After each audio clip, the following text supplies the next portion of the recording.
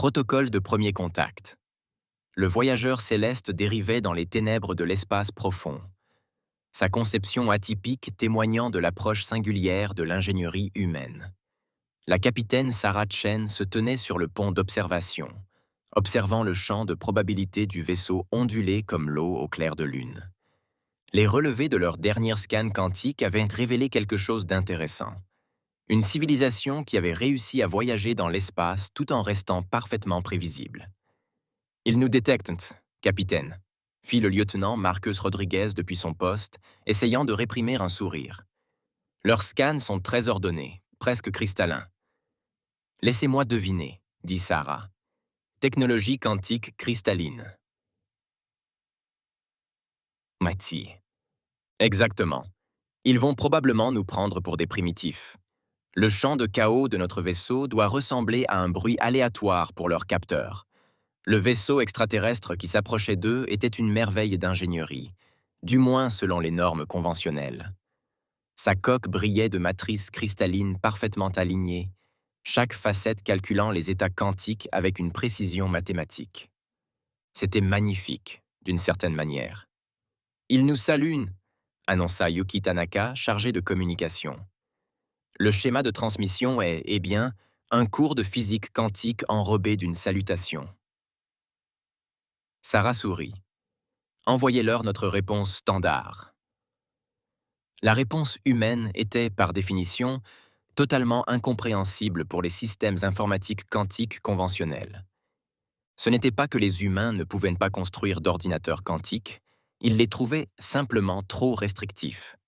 Pourquoi se limiter aux états quantiques binaires quand on peut jouer avec les probabilités elles-mêmes? La réaction du vaisseau extraterrestre fut immédiate et amusante. Leurs schémas de transmission précis et cristallins devinrent soudain erratiques, comme si leur système peinait à traiter ce qu'ils recevaient. « Ils envoient un autre message », rapporta Yuki.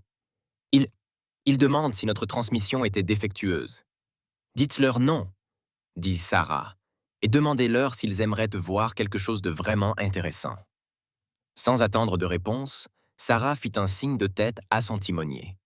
Le voyageur céleste commença à bouger, mais d'une manière que les extraterrestres ne pouvaient pas comprendre. Le vaisseau évoluait simultanément dans plusieurs états de probabilité, exécutant ce qui ne pouvait être décrit que comme une danse, à travers la mousse quantique. « Leur capteur s'affole », rapporta Marcus, qui s'esclaffait ouvertement. « Je crois qu'on a cassé leur calculateur de probabilité. » Le vaisseau extraterrestre resta immobile, sa surface cristalline réfléchissant la lumière d'étoiles lointaines. Après un moment de confusion apparente, ils reprirent la transmission. « Ils veulent savoir comment nous obtenons ces effets sans calcul cristallin quantique approprié », traduisit Yuki, son amusement perceptible. Sarah se dirigea vers le centre de la passerelle, son mouvement provoquant de légères ondulations dans le champ de probabilité du vaisseau. « Envoyez-leur ce message. Cristaux quantiques. »« Oh, on a essayé. On les a bien trouvés un peu rigides. Avez-vous déjà pensé à demander gentiment à l'univers de contourner ses propres règles ?» La réponse fut cette fois-ci retardée, comme si les extraterrestres avaient besoin de plus de temps pour assimiler ce concept. Quand il arriva, le message était plus court. Explication requise. « Montrez-leur le sceau de gravité », ordonna Sarah. Le voyageur céleste accomplit ce qui aurait dû être impossible.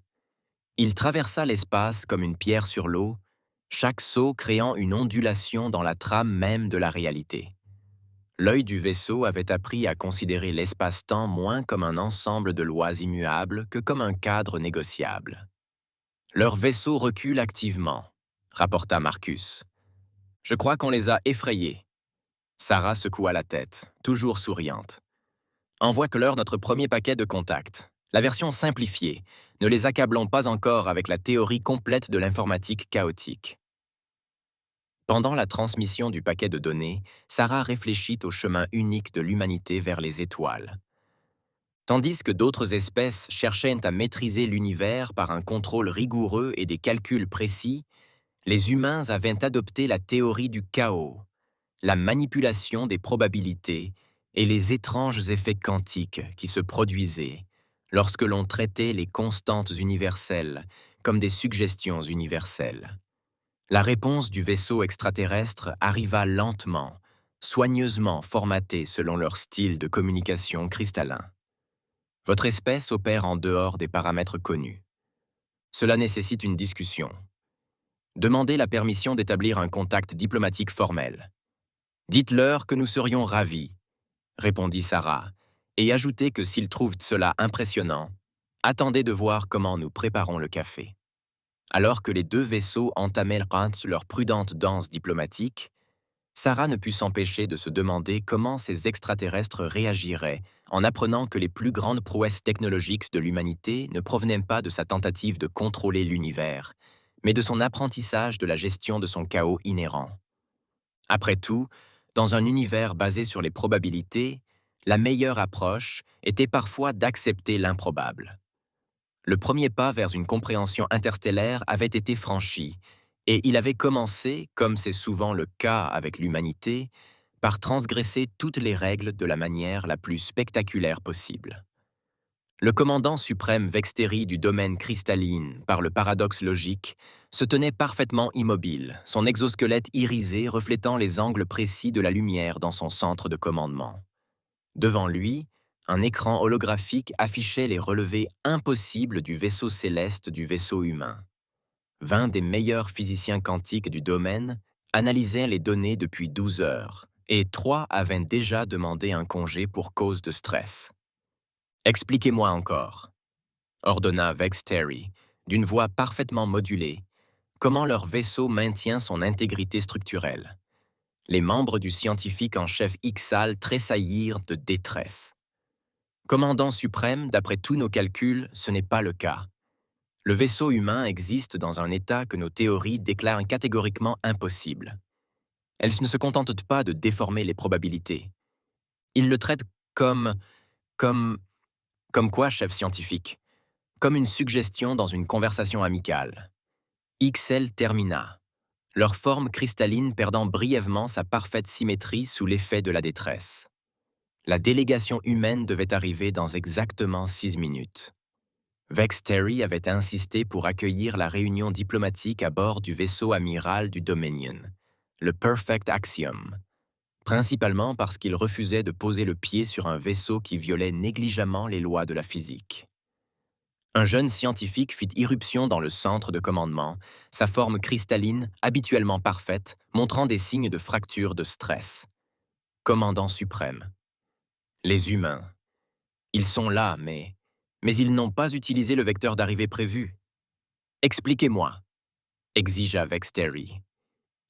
Ils apparurent simultanément à tous les vecteurs d'arrivée possibles, puis choisirent rétrospectivement celui qui leur plaisait le plus. Les couches externes de Vexteri perdirent brièvement leur alignement parfait. Ce n'est pas ainsi que fonctionne la causalité. Les humains semblent en désaccord, remarqua sèchement Aigle. La délégation humaine arriva pile à l'heure, même si leur méthode d'arrivée avait poussé les techniciens des capteurs du Dominion à demander une retraite anticipée. Le capitaine Sarah Chen conduisit sa petite équipe sur le pont de commandement des actions parfaites, chaque étape créant d'une manière ou d'une autre des fluctuations de probabilité que les ordinateurs quantiques du Dominion peinaient à traiter. « Merci de nous avoir accueillis », dit Sarah chaleureusement. « Nous avons apporté du café, comme promis. » Les humains avaient effectivement apporté un récipient isotherme contenant ce qu'ils appelaient du café. Les capteurs du Dominion indiquaient que le liquide à l'intérieur existait dans un état quantique qui n'aurait pas dû être stable. Ça sentait merveilleusement bon. « Capitaine Chen ?» Vexteri commença solennellement. « Nous avons examiné votre dossier de données initiales. »« Oui? Des questions ? » ?»« Juste des questions, » murmura le lieutenant Rodriguez en souriant. « Votre approche de la physique semble fondamentalement erronée, » déclara Ixl, leur formation scientifique prenant le pas sur leur retenue diplomatique. Pourtant, vous obtenez des résultats qui dépassent nos systèmes les plus avancés. C'est logiquement impossible. Sarah prit une gorgée de café, et l'action provoqua, d'une certaine manière, de légères ondulations dans les champs de probabilité locaux. Avez-vous déjà envisagé que la logique elle-même puisse être plus flexible que vous ne le pensez? La logique ne peut pas être flexible. La forme cristalline d'Ixelles vibrait de détresse. C'est le fondement même de la pensée rationnelle. Hein, Sarah sourit. Et si ce n'était qu'une façon de voir les choses? Laissez-moi vous montrer. Elle sortit ce qui semblait être un simple appareil mécanique. C'est un jouet que nous donnons aux enfants. L'appareil ressemblait à un petit cube, à la fois plus grand à l'intérieur qu'à l'extérieur, contenant son propre contraire et résolvant des paradoxes logiques en les incorporant simplement à sa structure. Plusieurs scientifiques du Dominion durent détourner le regard. Impossible, murmura Ixley. Improbable, corrigea doucement Sarah. Il y a une différence. Nous avons découvert que l'univers s'intéresse bien plus aux probabilités qu'aux possibilités. Si quelque chose a ne serait-ce qu'une chance quantique de fonctionner, on peut négocier avec la réalité pour le rendre plus probable. Négocier avec la réalité? Le sang-froid parfait de Vextery a finalement cédé. Bien sûr, a répondu Sarah, comme si c'était la chose la plus naturelle au monde. La réalité est étonnamment flexible si on l'aborde avec la bonne attitude. Votre informatique cristalline quantique est incroyable, mais c'est comme essayer d'avoir une conversation en suivant un scénario strict. Nous préférons une approche plus improvisée. Pour démontrer cela, elle prit une autre gorgée de café, et ce simple geste fit que sa tasse apparut brièvement dans une superposition de toutes les tasses de café possibles à travers l'histoire, avant de retrouver son état actuel. Le café, contre toute attente, semblait s'être amélioré. Mais comment contrôler un tel chaos? Demanda Hickley. Contrôler. Sarah rit. Nous ne le contrôlons pas. Nous travaillons avec. Imaginez-le comme une danse. On peut apprendre tous les pas formels, ou ressentir le rythme et bouger avec. L'humanité est indéniablement une danseuse improvisatrice. Comme pour prouver ses dires, le voyageur céleste, visible depuis le portail d'observation du centre de commandement, a exécuté ce qui ne pouvait être décrit que comme une pirouette à travers l'espace des probabilités. Plusieurs réseaux de capteurs du Dominion se reconfigurèrent spontanément en œuvres d'art abstraites en signe de protestation. Votre civilisation entière, dit lentement Vextery, considère les lois fondamentales de la physique comme des partenaires de danse. Plutôt comme des compagnons de beuverie, plaisanta le lieutenant Rodriguez, s'attirant un léger coup de coude de la part de son capitaine. Ce que mon lieutenant voulait dire, expliqua Sarah, c'est que nous avons découvert que l'univers avait le sens de l'humour. Une fois que nous avons cessé d'essayer de lui imposer nos idées d'ordre et que nous avons commencé à composer avec son chaos naturel, tout est devenu beaucoup plus facile.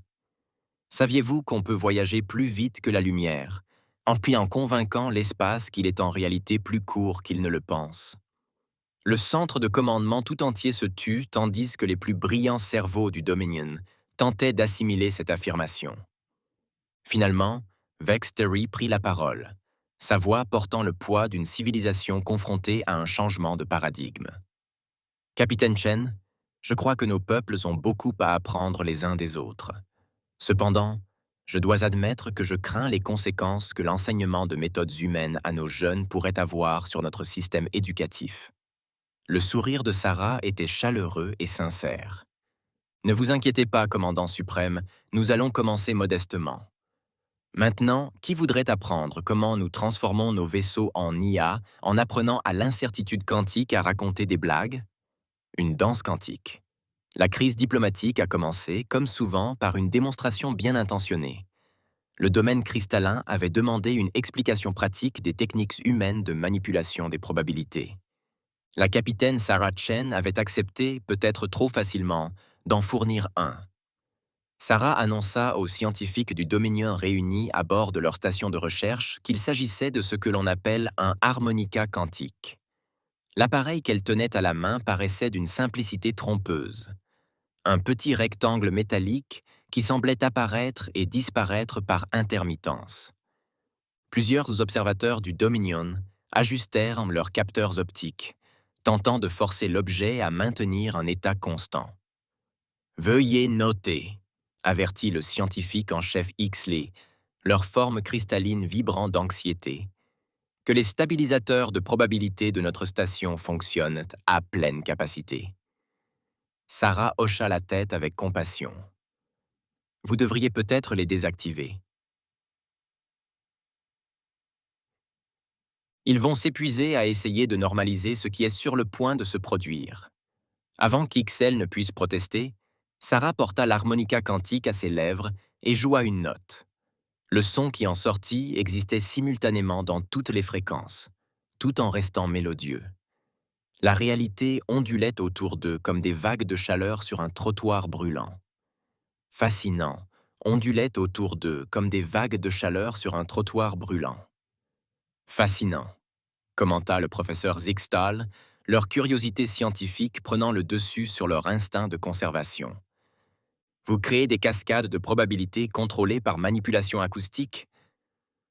Pas exactement, répondit Sarah en baissant l'instrument.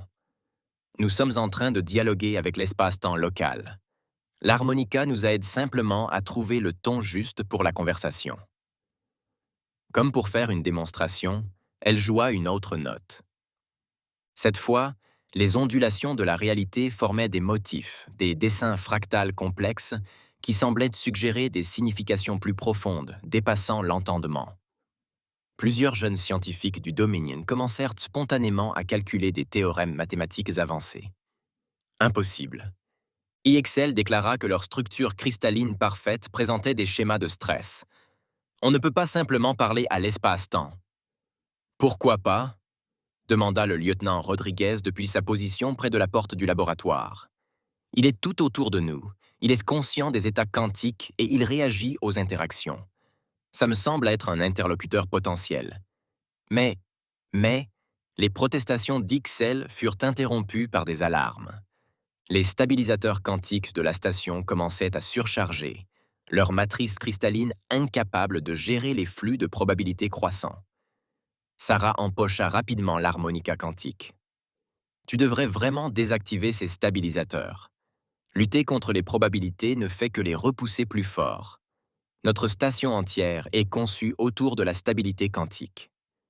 Le professeur Zixtal expliqua, la voix modulée par l'inquiétude. On ne peut pas faire autrement. La décision fut prise pour eux lorsque les stabilisateurs atteignirent des niveaux critiques. Dans toute la station, des nœuds de calcul cristallins commencèrent à résonner à des fréquences qu'ils n'étaient pas censés atteindre. La réalité elle-même sembla fléchir. Que tout le monde reste calme, ordonna Sarah, sa voix portant une autorité qui s'étendait jusqu'à la causalité locale.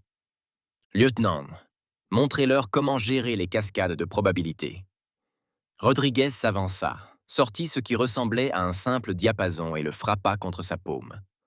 Le son produit ne se propagea pas tant dans l'air que réorganisa les probabilités, suggérant que la cascade n'avait jamais commencé. Les alarmes cessèrent. Les matrices cristallines se stabilisèrent. Plusieurs scientifiques du Dominion fixèrent leur relevé, incrédules. « Venez-vous d'empêcher rétroactivement la cascade ?» demanda Ixel d'une voix à peine murmurée. « Pas vraiment », expliqua Rodriguez en empochant le diapason. « Nous venons de convaincre cette partie de l'espace-temps qu'une cascade serait gênante en ce moment. La réalité est généralement assez raisonnable si on l'aborde correctement. » Cela défie toute logique, s'exclama le professeur Zixtal, bien que leur voix soit plus enthousiaste que réprobatrice. La logique est surfaite, dit Sarah en souriant. Nous avons découvert que l'univers repose davantage sur la causalité narrative que sur la causalité logique. Les choses arrivent parce qu'elles font une bonne histoire, et non parce qu'elles suivent des règles strictes. Les scientifiques du Dominion réunis commencèrent à parler tous ensemble, leurs esprits parfaitement ordonnés, peinant à assimiler ce changement fondamental de compréhension. La mécanique quantique n'était pas censée fonctionner ainsi. La réalité n'était pas censée être négociable. Peut-être, dit lentement Ixley, leur formation scientifique entrant en conflit avec les preuves dont ils disposaient. Nous avons abordé nos recherches avec une perspective trop rigide. C'est l'esprit, encouragea Sarah. Quand on cesse de forcer la réalité à avoir du sens et qu'on commence à travailler avec sa structure narrative inhérente, tout devient beaucoup plus facile. Regardez ça. Elle ressortit l'harmonica quantique et, cette fois, lorsqu'elle joua, les notes ne se contentèrent pas de déformer les probabilités. Elles commencèrent à les tisser en motifs. L'air lui-même semblait vibrer de possibilités, toutes plus belles les unes que les autres. « Ce n'est que le début », expliqua Serhat tandis que la réalité valsait autour d'eux. « Attendez de voir ce qui se passera lorsque nous apprendrons à vos ordinateurs quantiques à apprécier la musique. » Les scientifiques du Dominion observèrent avec émerveillement leur monde parfaitement ordonné se transformer, non pas par le chaos, mais par une harmonie plus profonde qu'ils n'auraient jamais imaginée. Leur technologie cristalline, conçue pour une stabilité parfaite, apprenait à danser. Et quelque part, dans l'écume quantique entre les instants, l'univers sourit. L'humanité n'avait pas seulement établi le premier contact avec une autre civilisation. Elle lui avait fait découvrir une toute nouvelle façon de percevoir la réalité elle-même. La véritable question était: que ferait le domaine cristallin de ce savoir?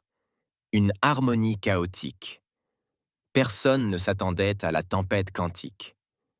Il s'est formé dans l'espace entre les ondes de probabilité une perturbation massive de la réalité menaçant à la fois la station de recherche du Dominion cristallin et la plaquette céleste. Les capteurs du Dominion ont détecté, quelques instants avant l'impact, une masse bouillonnante de probabilités instables défiant leurs modèles de prédiction les plus avancés. Tous les stabilisateurs quantiques étaient à leur maximum. Le commandant suprême Vexteri ordonna à leur forme cristalline de se raidir sous la tension. Rediriger toute l'énergie vers les boucliers de probabilité. Mais le capitaine Sarah Chen vit quelque chose de différent dans la tempête qui approchait. Là où les capteurs du Dominion indiquaient chaos et destruction, elle discerna des motifs. Des motifs magnifiques et complexes qui évoquaient des harmonies plus profondes dans l'écume quantique de l'espace. Maintenez votre position. Elle commanda à son équipage à bord du voyageur céleste. Et que quelqu'un m'apporte l'harmonica quantique. Capitaine. La voix de Vexteri grésilla sur le canal de communication. Vous devez battre en retraite. Nos modèles montrent que cette tempête détruira tout vaisseau pris dans ces fluctuations de probabilité. Sarah sourit en étudiant la danse de la tempête grâce au capteur de son vaisseau, sensible au chaos. Vos modèles supposent que les fluctuations sont aléatoires. Ce n'est pas le cas. Écoutez. Elle porta l'harmonica quantique à ses lèvres et joua une série de notes qui semblaient exister simultanément dans toutes les fréquences possibles. Le son ondulait dans l'espace, interagissant avec la tempête quantique d'une manière qui perturba les capteurs du Dominion. « Que faites-vous » demanda le scientifique en chef XL, la voix crispée par l'horreur scientifique. « Vous allez accélérer l'effondrement des probabilités. »« Non, » répondit calmement Sarah. « On va danser avec. » Elle se tourna vers son équipage. « Lieutenant Rodriguez, allumez les moteurs du chaos. Yuki, je veux un engagement total sur le terrain des probabilités. Tous les autres, souvenez-vous de votre entraînement de jazz. » Les moteurs du voyageur céleste se mirent à pulser à un rythme infernal, s'accordant aux harmoniques quantiques jouées par Sarah. Le champ de probabilité du vaisseau s'élargissait, ne luttant pas contre la tempête mais se déplaçant avec elle, s'intégrant à sa danse effrénée à travers la réalité. « Ils sont fous !» chuchota quelqu'un sur la station Dominion.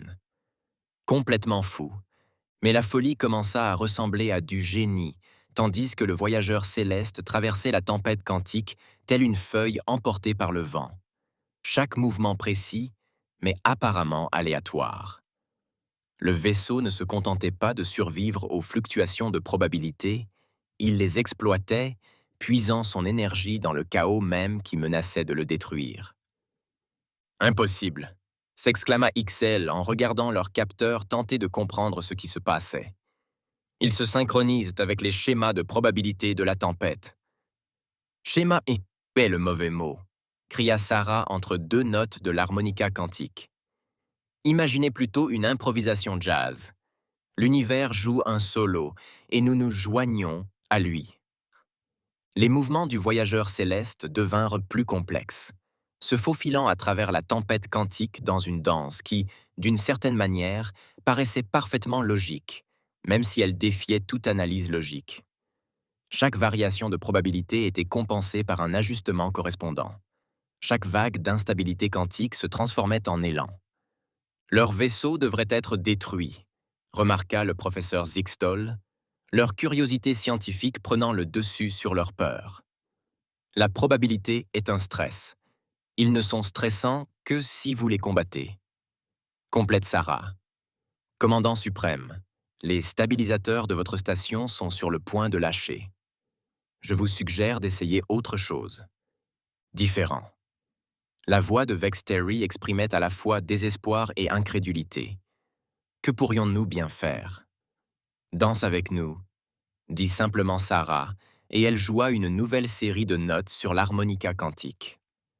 Le son traversa l'espace, créant des motifs dans les champs de probabilité qui entouraient les deux vaisseaux.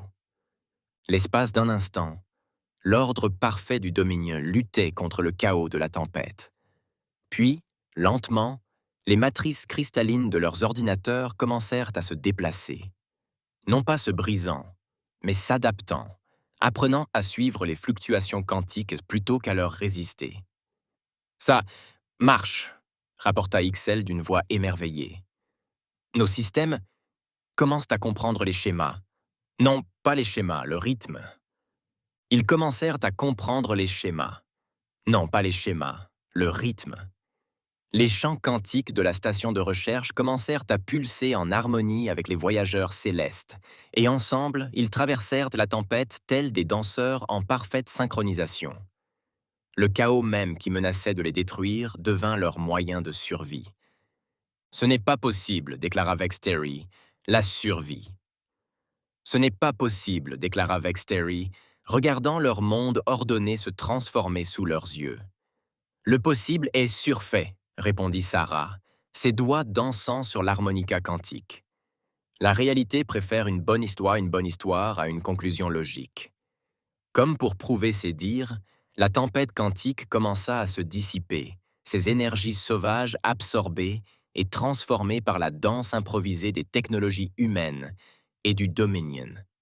Ce qui avait commencé comme une crise était devenu la démonstration d'une vérité fondamentale. Parfois, la meilleure façon de gérer le chaos était de se joindre à sa danse. « Votre espèce, dit lentement Vex Terry, continue de défier toute explication rationnelle. » Le rire de Sarah résonna sur le canal de communication. « Voudriez-vous vraiment que nous soyons différents? Qui est prêt à en apprendre davantage sur la fusion jazz quantique? » Une plaisanterie de l'évolution. Au lendemain de la tempête quantique, les plus grands esprits du domaine cristallin se sont réunis dans leur grande salle de réunion pour écouter le capitaine Sarah Chen expliquer les capacités remarquables de l'humanité. L'architecture cristalline de la salle brillait d'une symétrie parfaite, même si, çà et là, de subtiles imperfections commençaient à apparaître, de petites irrégularités qui, d'une certaine manière, embellissaient l'ensemble. La vérité sur l'humanité, commença Sarah, debout devant les scientifiques et les dirigeants rassemblés. C'est que nous ne sommes pas censés exister. Un murmure parcourut les formes cristallines de l'assistance. Le commandant suprême Vex Terry se pencha en avant, leur structure parfaite montrant des signes d'adaptation aux fluctuations des probabilités. « Expliquez-moi, » demandèrent-ils. Sarah fit un geste, et un écran holographique apparut au-dessus de sa tête, montrant la double hélice de l'ADN humain. Mais ce n'était pas une représentation ordinaire. Elle a montré les états quantiques des molécules elles-mêmes, dansant selon des schémas qui auraient dû être impossibles. La vie sur Terre a évolué dans une région de l'espace présentant une instabilité quantique inhabituellement élevée, a-t-elle expliqué. La plupart des espèces ont disparu ou ont développé des systèmes extrêmement rigides et ordonnés pour survivre, à l'image de votre technologie cristalline. Mais nous, humains, avons emprunté un chemin différent. L'écran s'est déplacé. montrant le réseau neuronal du cerveau humain ainsi que ses modèles de probabilité quantique. Les scientifiques du Dominion se sont penchés en avant, leurs esprits ordonnés peinant à traiter ce qu'ils voyaient. Nous ne nous sommes pas simplement adaptés au chaos, a poursuivi Sarah. Nous avons appris à nous en épanouir. Nos voies neuronales ne se contentent pas de traiter l'information. Elles surfent sur les ondes de probabilité. Notre conscience n'existe pas dans un seul état quantique, mais dans une superposition de tous les états possibles simultanément. C'est pourquoi il est impossible de scanner correctement un cerveau humain, a réalisé le professeur Zixtal à voix haute. Elle existe dans trop d'états à la fois. Exactement, sourit Sarah. Chaque pensée humaine est en réalité constituée de milliers de pensées se produisant dans de multiples états de probabilité. Nous ne prenons pas de décision en choisissant l'option la plus logique. Nous échantillonnons inconsciemment toutes les réalités quantiques possibles et choisissons celle qui nous plaît le plus. Le lieutenant Rodriguez, debout près de l'entrée du hall, fit une démonstration en lançant nonchalamment une pièce de monnaie qui atterrit sur la tranche, tournoya sur elle-même pendant plusieurs secondes, défiant les lois de la physique, puis se transforma en pile et face simultanément, avant de finalement tomber sur face. « C'est impossible !» s'exclamèrent à l'unisson plusieurs scientifiques du Dominion. « Improbable !» corrigea Rodriguez avec un sourire. « Et c'est exactement le but. Nous avons évolué pour manipuler les probabilités à l'échelle quantique. C'est aussi naturel pour nous que respirer. » Sarah acquiesça. « Notre technologie n'est pas avancée parce que nous avons fabriqué de meilleures machines. Elle l'est parce que nous avons appris à composer avec les incertitudes inhérentes à l'univers plutôt que de chercher à les éliminer. Vos ordinateurs quantiques tentent de forcer la réalité dans des états précis. Les nôtres, enfin, les nôtres, racontent des blagues à l'incertitude quantique et la font coopérer. » Un écran holographique changea de nouveau, montrant les énormes moteurs de probabilité qui propulsaient les vaisseaux humains. Les scientifiques du Dominion furent stupéfaits de constater qu'il ne s'agissait pas du tout de moteurs au sens conventionnel du terme. Ils ressemblaient davantage à des orchestres de jazz quantique, jouant avec les forces fondamentales de la réalité d'une manière qui donnait envie à la physique elle-même de danser. Mais quelles étaient les implications? La voix du scientifique en chef XL tremblait. Si la conscience peut exister à travers plusieurs états quantiques, alors la réalité elle-même pourrait être consciente. Sarah termina. Maintenant, vous comprenez. L'univers n'est pas une machine obéissant à des lois rigides. C'est un système vivant qui réagit à l'interaction.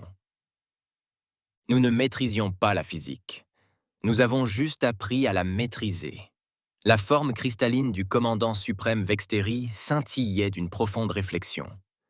Ceci explique pourquoi vos vaisseaux ne se contentent pas d'enfreindre les lois de la physique. Ils persuadent la physique elle-même de prendre des vacances. Exactement. Sarah rit. Mais nous préférons imaginer cela comme une invitation à la physique pour un café et une discussion sur les innovations. Le silence se fit dans la salle de réunion tandis que les implications s'imposaient. L'humanité n'avait pas dépassé le Dominion technologiquement. Elle avait suivi une voie totalement différente, une voie qui avait transformé ce qui aurait dû être une faiblesse mortelle en sa plus grande force. Nous avons passé des millénaires, dit lentement Vexteri, à perfectionner notre technologie cristalline, cherchant à imposer un ordre parfait à un univers imparfait. Et tout ce temps,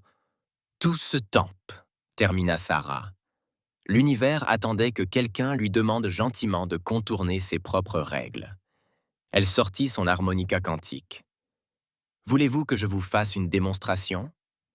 Tandis que les notes impossibles emplissaient la salle, la réalité elle-même sembla s'arrêter et écouter. L'architecture cristalline parfaite du Dominion commença à se transformer, non pas en se brisant, mais en évoluant, apprenant à jouer avec les probabilités plutôt qu'à les combattre. Et à cet instant, les deux espèces comprirent qu'elles se trouvaient au début de quelque chose d'extraordinaire. « Votre espèce, déclara Vexteri, dont la voix porte le poids de l'histoire, a beaucoup à nous apprendre. Et peut-être qu'en apprenant à accepter Kados, nous trouverons un nouvel ordre. Sarah empocha l'harmonica en souriant. C'est l'esprit. Mais je dois vous prévenir. Une fois qu'on commence à danser avec les probabilités, il est difficile de s'arrêter. La réalité, il s'avère, apprécie vraiment avoir des partenaires de danse. Ainsi commença un nouveau chapitre de l'histoire galactique, tandis que le domaine cristallin apprenait à assouplir ses structures rigides et que l'humanité partageait son art du jazz quantique. Ensemble, ils découvriraient que l'univers possédait une capacité infinie à s'émerveiller, surtout lorsqu'on cessait de chercher à le comprendre et qu'on se laissait simplement entraîner dans sa danse éternelle.